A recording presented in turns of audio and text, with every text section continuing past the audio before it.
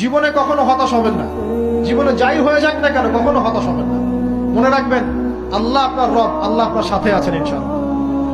এই সমাজ আপনাকে যেভাবে শেখায়, কিভাবে শেখায়, এই যে স্কুল, কলেজ, ইউনিভার্সিটি, চাকরি, বিয়ে, সন্তান প্রতিপালন, আর তারপর ইন্না লিল্লাহি ওয়া ইন্না ইলাইহি রাজিউন, এই তো শেখায় নাকি? সবসময় মনে রাখবেন যে আল্লাহ রাব্বুল আলামিনের পরিকল্পনাই আপনার উপরে সবচেয়ে বেশি অগ্রাধিকার যোগ্য, সমাজের পরিকল্পনা নয়।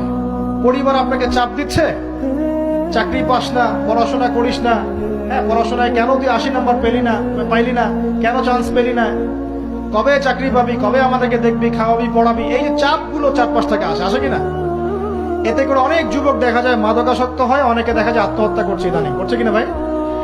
এই শব্দটা থেকে আমি এই পয়েন্টটা আজকে লিখেছিলাম যে ভুলেও আল্লাহর প্রতি বিশ্বাস এবং তাওয়াক্কুল হারাবেন না। সমাজ যেভাবে শেখায়, সমাজ চারপাশে যে চাপ আপনাকে দিচ্ছে, এই চাপে নিজে গা ভাসিয়ে দিবেন না। আপনি আল্লাহর কাছে দোয়া করবেন, আল্লাহর কাছে পথ চেয়ে নিবেন এবং আল্লাহর প্রতি তাওয়াক্কুল ভরসা করবেন, কখনো আত্মহত্যার পথ বেছে নিবেন।